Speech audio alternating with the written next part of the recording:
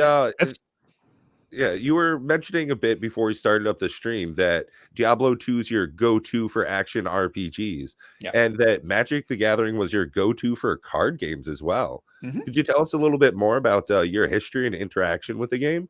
Sure. So I started when I was very young. I was born in 1990.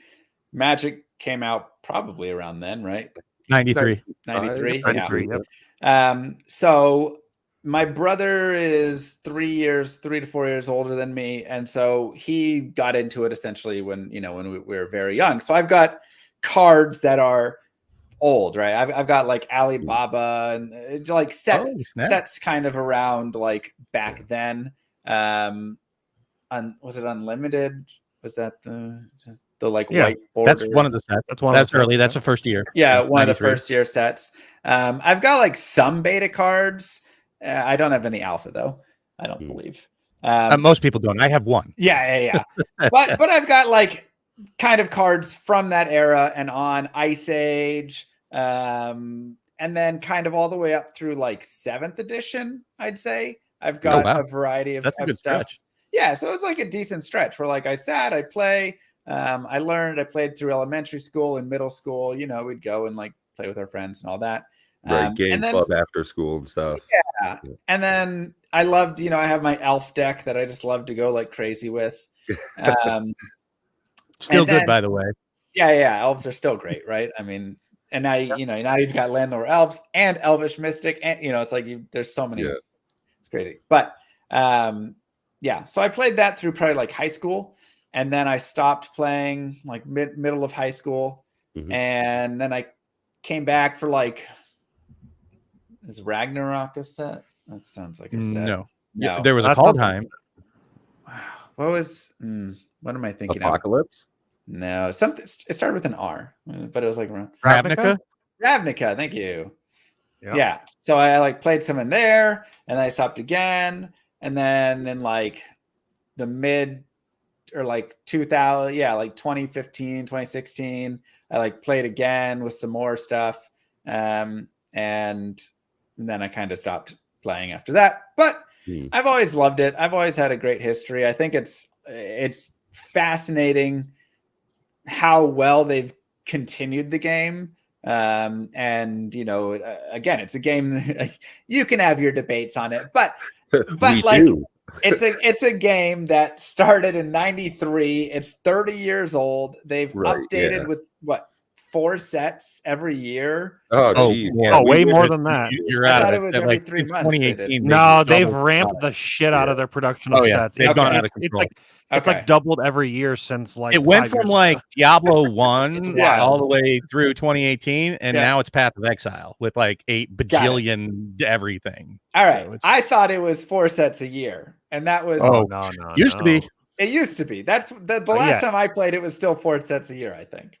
You need to tune into our show, man, and catch all the drama with Magic now. We got the goods. I'm sorry. Magic's still amazing, but they've got secret lairs that are basically no longer secret. They've got it's crazy. We could sit here for an hour going what they have now. But either sales model has have you ever played Commander? Yeah. I've played Commander. What's your favorite Commander? I have no clue.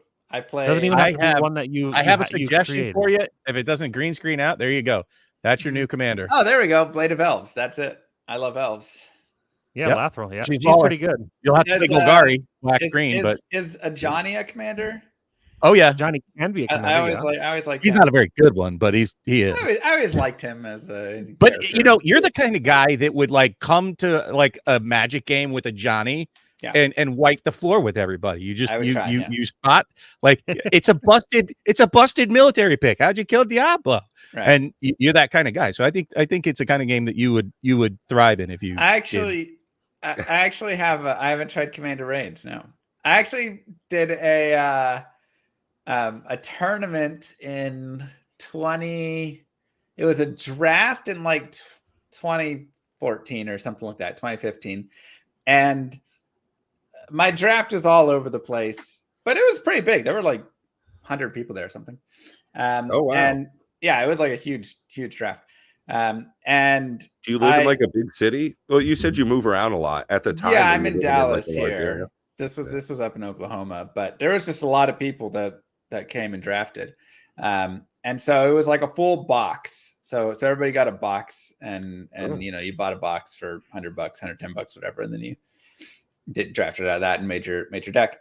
And for some reason, I don't know, I ended up building a 5-color deck, which is a terrible idea normally. Yes, right? Don't do it, especially drafting. It's very tricky. Even in Commander, it's a difficult try. Yeah, but I'm here for it. But it worked. It was the funkiest one, and it worked. And then I was in the top 8 against the like best deck, and she won the first game, and then the second game she just got mana screwed, so I got a freebie.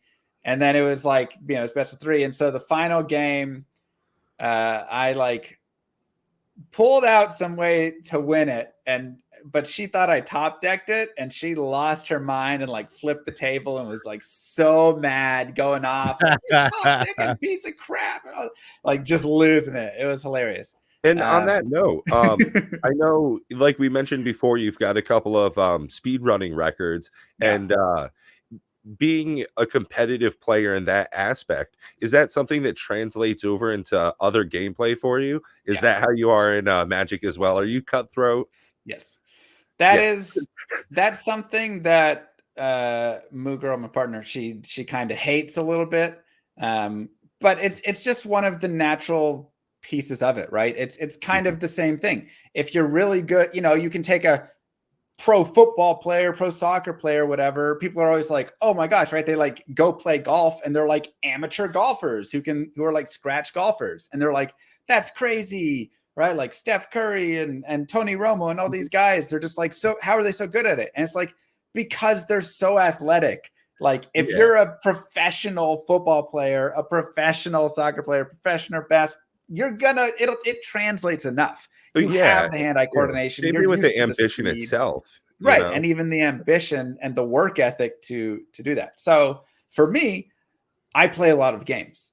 One, my job is gaming and playing Diablo 2 and playing through all these other RPGs. Congratulations again on that. I love that you can get by doing something you love every day. Yeah. I mean, it's fantastic. It's fantastic.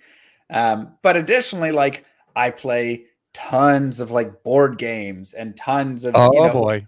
I'm and then Magic the Gathering and all this. Like I'm very much into gaming, and specifically strategic gaming, right? Stuff that isn't just the skill of how fast are you in a Street Fighter, or I'm not like amazing at like Call of Duty and like shooter, like I don't have that speed as much. That's not my focus as much. But you bring me games like StarCraft, which is kind of speed as well, or Magic the Gathering, or ones that have a lot of strategical analysis and depth, and that's my specialty.